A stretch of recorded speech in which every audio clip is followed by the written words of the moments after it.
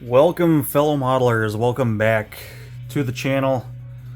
Um, so I've been doing a lot of thinking and a lot of changing to my plans here. So as some of you who follow the model railroad stuff, I am in the works of planning a layout around a specific area in Michigan where I used to live, and I kind of came up with my own freelance railroad. Some of you might remember in earlier videos I do have a lot of Grand Trunk stuff, auto racks and such for the auto industry in Michigan, and I kind of wanted to come up with a freelance railroad of my own to kind of add something a little bit more exciting as far as like transfers go. The area that I'm modeling, I kind of almost need I could use everything Grand Trunk, but I kind of want to have a little bit more fun with like interchanges and exchanges between railroads. So kind of came up with the idea for my own freelance railroad called the P&D, the Pontiac and Detroit. I have changed the name since my last video on the Pontiac in Detroit. We are now, it's actually still a little in the works, but I took the P&D and I changed it to the Pontiac Beltline because that's actually what the line itself was called. So I kind of based that around my railroad, calling it the Pontiac Beltline, and then also still keeping the Pontiac in Detroit, and kind of coming up with the idea of having two freelance railroads, have the Pontiac Beltline be its own thing, and then have the Pontiac in Detroit be its own thing, and then maybe modeling it in like a merger era where they're coming together. Really unsure about some of that yet. It's just all ideas right now. And then I decided to cancel a project that I was going to do. I am canceling, and I apologize ahead of time for the people that followed these videos. I see they have quite a few views, and I do greatly apologize, but I am canceling my runaway train projects. The reason being is I already have one built. It looks good. It's close enough. It's not 100%, but it's pretty good. And then another reason is I kind of want that equipment on my railroad. Now that being, or my freelance railroad. Now that being said, I am still going to model that consist. I'm still going to do the the famous consist of the late style GP40-2, F7A, and then the two GP7s. I'm still going to model that consist, only now it's going to be in my paint scheme, the paint scheme for my freelance, which I'm still working on. But I am going to stay with the Alaska Railroad detailing from the movie. So that'll include, of course, I have the AAR Type B Alco trucks on these. Those are staying. I will be doing the winterization hatches, the tall style winterization hatches on here. We're gonna make the exhausts taller. I may or may not still delete these first cooling fans like they are on the real units in the movie. Not sure if I want to do that or not, since I'm kind of doing it a little bit more freelance now.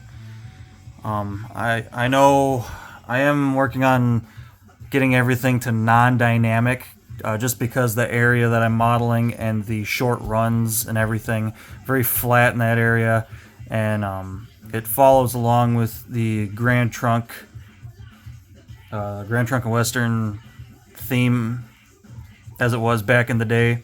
A lot of non-dynamic locomotives.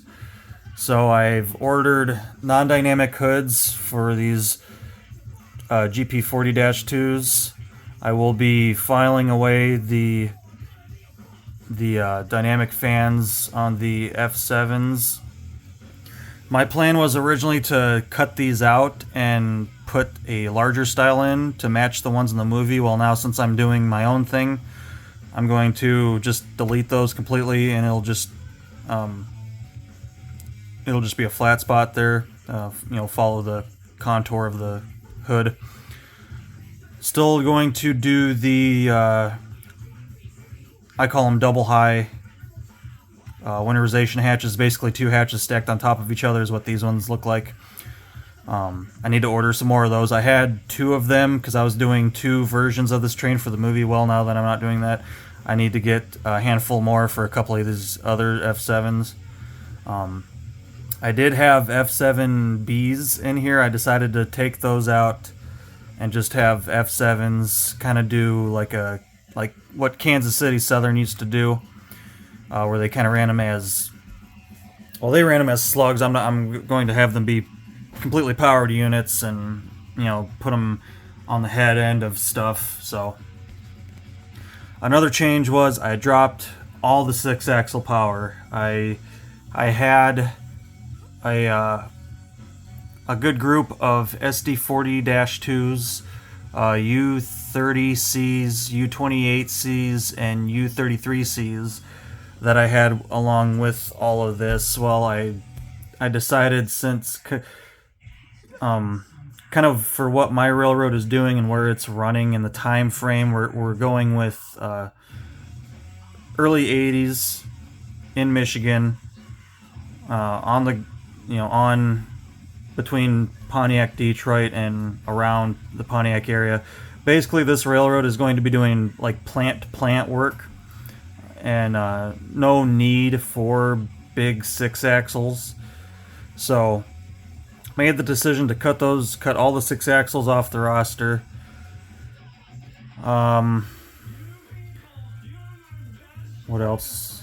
Kind of went back and forth for quite a while. I had taken a lot of the U-boats out of here, and then I put them back, and it's really been back and forth the past few weeks on putting power back in, taking power out, kind of seeing what I like. So it's been kind of hard to come to a decision, just because I know I'm being stubborn and making it hard on myself.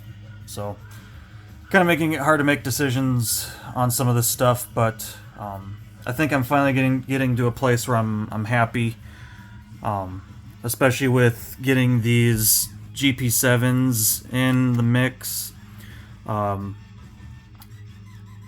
Even though it's Freelance, I am still wanting to kind of mimic the Grand Trunk power of the 80s. So of course, GP40-2s, F7s, Dash 9, or Jesus Christ, GP7s. That's not a Dash 9. GP38-2s. Now, one thing I kind of threw in the mix that Grand Trunk didn't have is these U-boats. I do have a mix of these U30Cs and and they're somewhere. I got a couple U33, or Jesus Christ, U30Bs, and some U33Bs. I got a couple of them kicking around here and there. I think I'm gonna leave those. Like I said, everything I say right now is not 100%. I could change my mind an hour from now. So for now, the UBs are staying. I feel like I'm trying to also kind of come up with a nice number of locomotives. Of course, when I had everything, it was like way too much. It was just going to take me 100 years to finish some of that, so I kind of had to minimize it, kind of shorten down my roster, make it actually kind of prototype it a little bit better than having like 100 million locomotives. So I still may drop the UBs out of here. But for now, I'm just kind of seeing how things look. You guys can see I kind of have stuff mixed around. Just trying to play around with some consists and see how things look. As far as consist, I mean, of course, running some GP38-2s with GP7s. I do have one GP9 right there. I had enough parts to throw together one extra locomotive. I didn't have any more GP7 shells, but I did have GP9 shells, so I was able to throw together a GP9 back here. Only one. But GP7s, GP9s look good behind the F7s. Of course, like I said, I am going to run the famous Runaway Train consist just in a freelance, my own freelance vision on it now. Like I said, we're gonna run non-dynamics. I'm keeping these trucks because I fucking love these trucks on these locomotives. We are gonna do the winterizing hatch detail and stuff like that, and then also kind of mix it with some Grand Trunk details, like on the boxes here for my GP40-2s from Athearn. Pretty simple, just a M3 horn, a firecracker antenna, and a warning beacon. That's pretty much how I'm gonna detail most of this. It's gonna be pretty standard. I just need to not get too crazy with ordering a shit ton of parts that I may or may not use. I need to make sure that I'm actually going to use these parts. So, which I'm pretty bad about that. I like to order a lot of parts and then never do anything with them sometimes. So, I'm really trying to make sure I keep it simple for the early 80s. I am going to do M3s on a lot of this. If I keep these UBs in here, they will get RS5Ts. I did order a bunch of those a while back, kind of when I was coming up with this whole idea of my freelance railroad, and all I had was the U-boats in there. I really didn't have anything else. I just had straight GE power, no EMD power. So now that I have all this EMD power, and for the time frame that's going to be, I'm going to have to order quite a few Nathan M3s, probably get the brass castings because those come out really nice. Firecracker antennas, I'm going to have to get a bunch of firecracker antennas for all these warning beacons. I'm going to have to try to find decent looking warning beacons. Everything will probably come from Details West, other than some of the winterizing hatches that I've had to track down. One thing I did kind of go after was Shapeways. I heard about that company from some friends, and I found some extended stacks from Shapeways. They're kind of cool. They're hollow all the way through, and they have the nice bolt down plate with the bolts showing on there. So I got some of these actually for these GP7s, and I'll have to see once they're on there if they're too tall. I can cut them down a little bit if they're just too tall, because basically what I'm looking for is like double the height. Ooh, come on. There we go.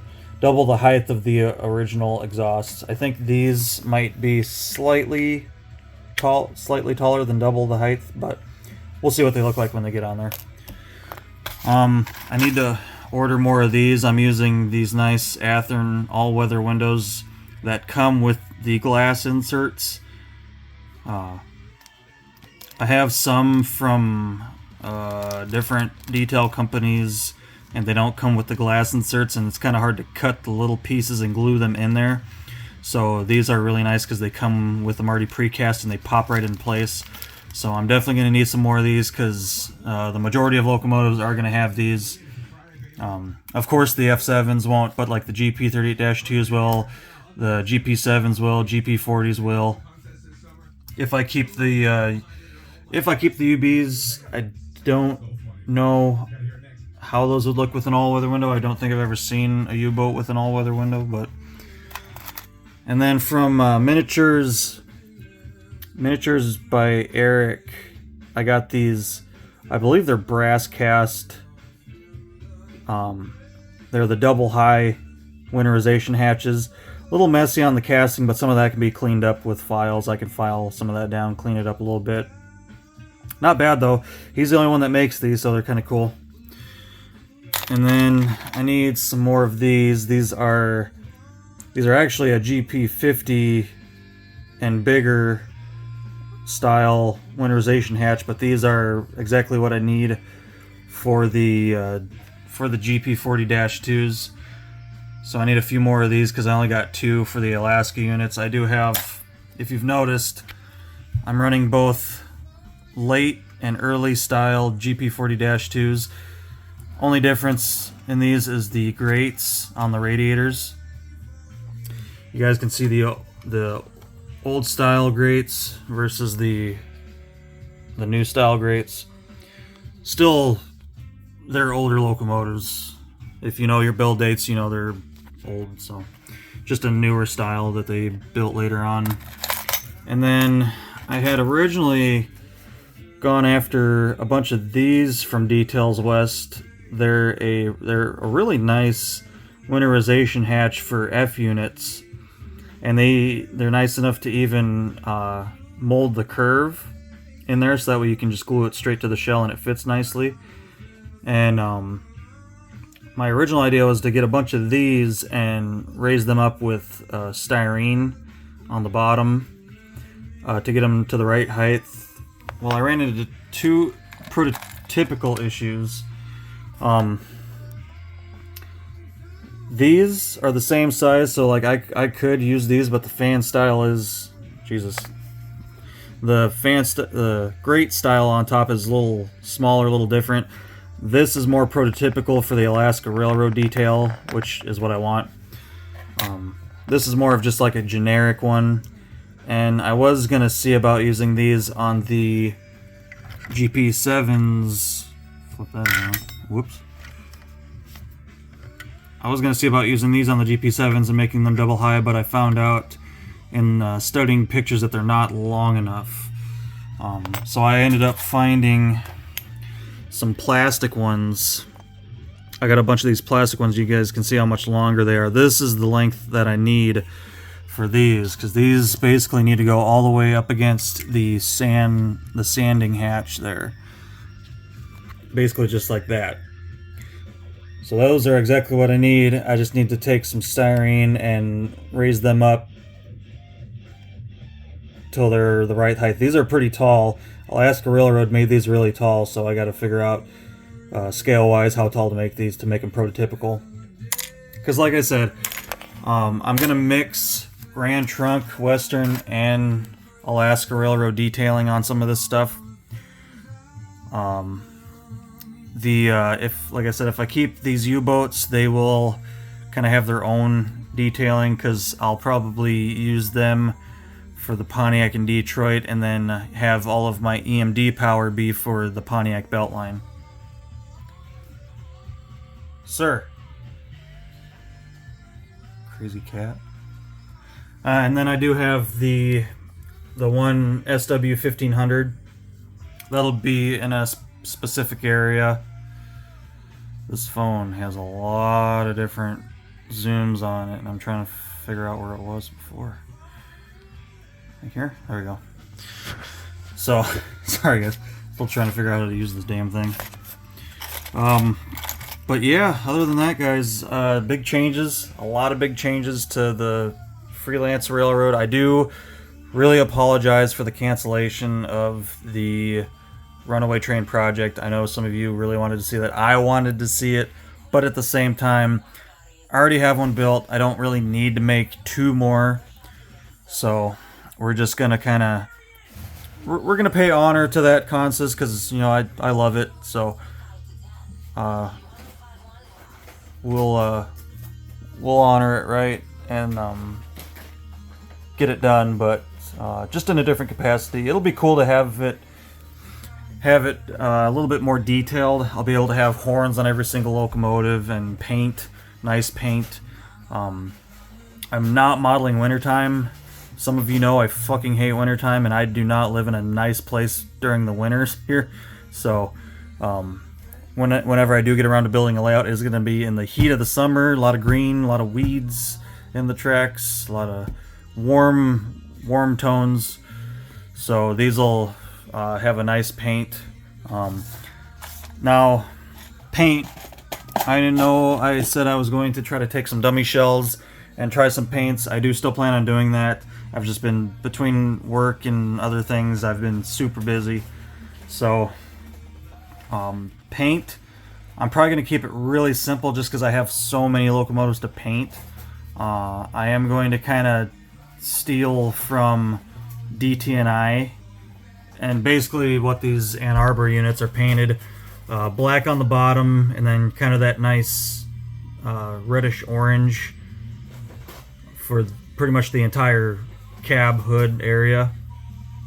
The whole shell will be painted that. The one thing I'm going to do with these black bottoms is I want to do nice bright silver trucks to kind of make them stand out. Something about silver painted trucks I have a thing for, so we'll be painting those silver. So it'll basically be like a reddish orange, black lining on the side of the sill, black tank, black underframe, everything black on the bottom, and then silver painted truck. So it should look pretty sharp. It'll be a nice color for the early 80s. I feel like that'll be a nice color combo because it was around with the Ann Arbor units and DT&I having that paint scheme in the 80s. Or that color, I should say. It's not really a scheme, nothing too crazy about it, but just the paint color itself looked really nice. And the silver truck should really set it off really nice. So that's what I have planned for paint. I have a couple different oranges that I want to try. The black, of course, is just going to be like a nice gloss black. I'm going to try to do glossy colors and then weather on top of that to kind of get get the look of the real stuff, where you have some areas that are kind of shiny, some areas that are kind of dull. So yeah, that's about it, guys. We're already 22 minutes into this, so I ain't gonna make you sit here and listen to me blab anymore. So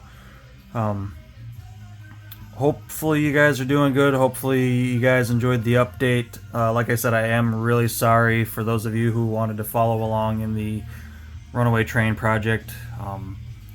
It's not 100% dead though, because I am kind of still doing it just in my own capacity now, not really following any movie guidelines, but I am following the guidelines, at least as far as the Alaska Railway details go, because those units did look really nice as they were. So yeah, guys, that's it. Let me know what you think. Let me know what you guys are working on. If you guys have any questions about what I'm modeling, where I'm modeling, anything more about the time frame or the areas, feel free to ask in the comments. And until next time, take care.